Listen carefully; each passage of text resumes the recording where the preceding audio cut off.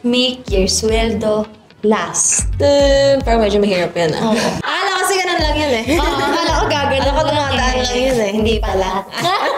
Hello mga kawans! Welcome back to our podcast. This is Yel. And Zia, your Ka-21s. This is our second Episode. Ang Diba? bilis. So, ano bang topic natin today? Alam mo, excited ako about this.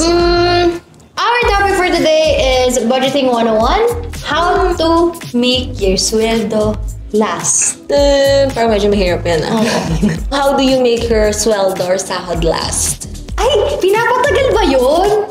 Akala ko nag-asasin na agad, sorry. Ay, akala kasi ganun lang yun eh. Akala ko gagawin. Akala ko dumadaan lang yun eh. Hindi pala. Charot. Pero ikaw, yes. Sige. Ikaw ba? Paano?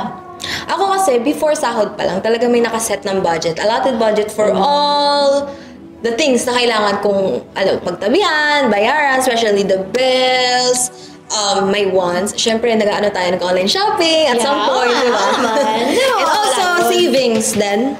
And yung kapag may nasosobra, alam mo na, lalabas and all. Talaga nakaset na siya bago pa magsahod. So, pag dumating yung sahod, na lang siya, labas-labas na lang. Kasi meron na siyang allotted for, everything. Ikaw, paano mo naman siya napagkakash or like, paano mo hinahati yung sahod mo? Okay, siguro ngayon, since yun nga, katulad na sinabi ko last episode is, may natutunan naman ako on how to budget yung aking pera.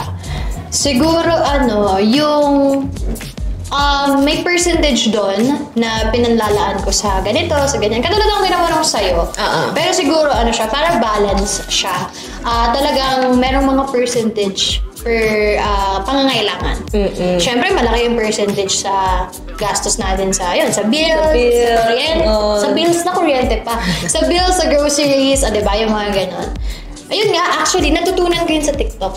Meron ako ng video na napanood na nagbigay siya ng tip on how to at least to save. Ito yung tinatawag niya na 50-30-20 rule. Yun. Narinig ko na. Actually, alam mo ba last year, na din yan sa one-on-one. The 50-30-20 rule. Yung tips and tricks on how to, be a financially literate na how to be a responsible borrower.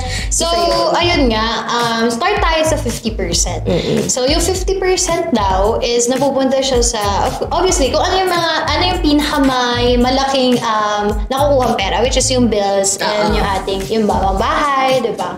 And also food. The monthly expenses, kumbaga. Yun yung 50% daw na kailangan nating itabi from our salary. Yes. Diba?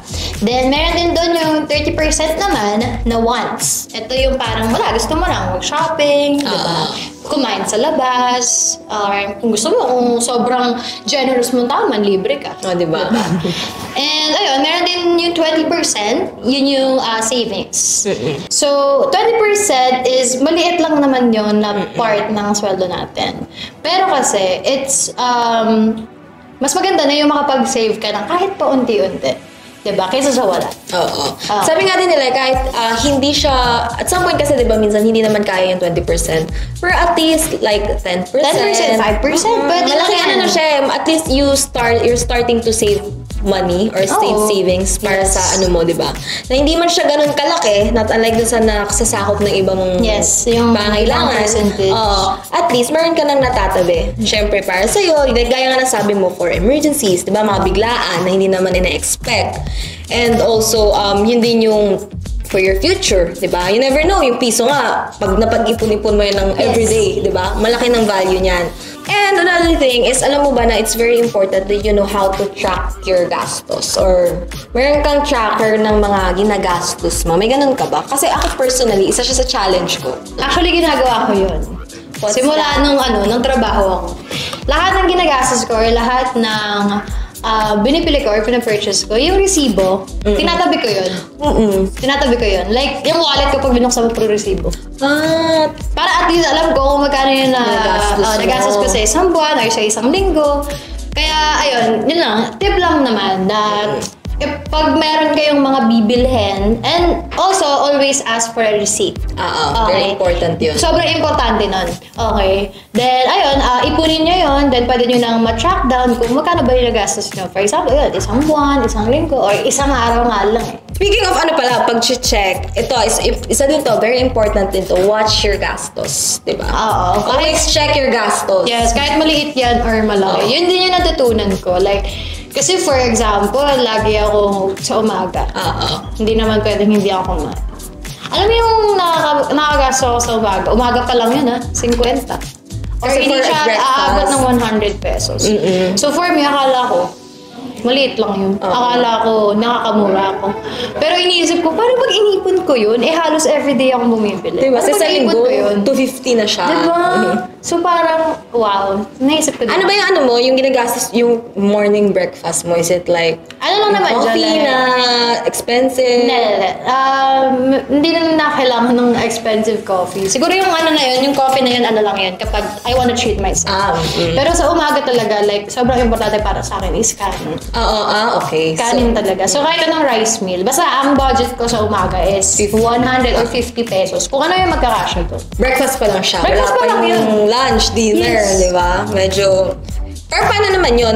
Sa isang araw ba, like, for example, 200 ito yung budget ko lang. Or like, wala talagang... Sa isang araw. Ang ginagawa ko, challenge ko kasi sa sarili ko, na kung ano yung small amount na nasa wallet ko, yun lang yung gagastusin. So for example, I have a 1,000 pesos. Then I have at least 400 pesos. Yung 400 lang na yun lang yung gagastusin ko. Sa isang araw isang araw yun. Sa isang araw lang yun. Tapos yung 1,000 pesos, hindi ko gagalawin yun. Kasi once that it turns as a change, dire-diretso na yun. Wala na yun. Ganun na yan. Yes. Diretso Diba? na yan. Sabi nga nila, 1,000 from 500, 500 to Yung 100 na lang. 100, and then 100 to Wala na. Pag nabarihan ng 1,000, wala na yan. wala na talaga. So yun, challenge ko yung sarili ko na hindi ko gagastusin yung pinakamalaking amount na nasa wallet ko.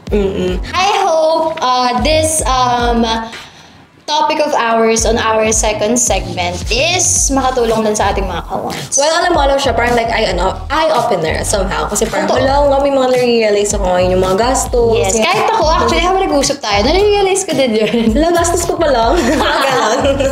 Parang, yung piso na yun, at pala pinulot ko na. Oo nga, inulog ko na, no? Diba? And anyway, well, ganun talaga, no? Kaya nga tayo may ganitong klase ng usapan is para nga matulungan din natin yung mga kawans natin na nanonood sa atin. But anyway, I just wanted to thank our audience and also the respondent dun sa ating mga questions and also mga pinaplug natin dun sa ating Facebook pages. Yes. Okay. So, kayo, kung gusto nyo rin mag-respond or maging respondent sa ating mga questions, just don't forget to follow, like, and share One Hand pages para updated kayo sa mga events and news. And don't forget na sumali sa ating community, One Hand Nation, and guys, super daming upcoming events. Again, thank you so much sa ating mga kawans na nanood at nakinig.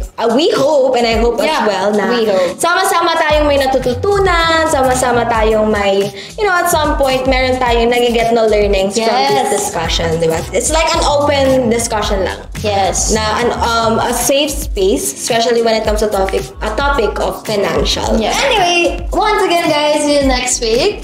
And palaging tandaan, Sa oras na kailangan ng tulong, sagot ka ni One Hand.